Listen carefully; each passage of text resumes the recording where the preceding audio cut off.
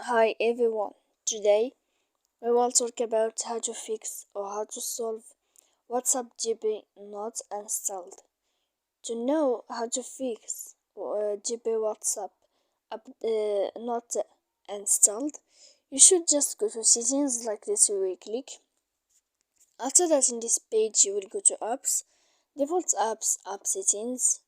When you will see this list, you will go down to find the application of WhatsApp. Here you will enter, and after that, in this page, you will go to first stop. When you will end this, you will enter to storage. After that, in this page, you will click clear cache, and then you will go to clear data, and after all that, you can turn off your phone. So please don't forget to support us by like and subscribe.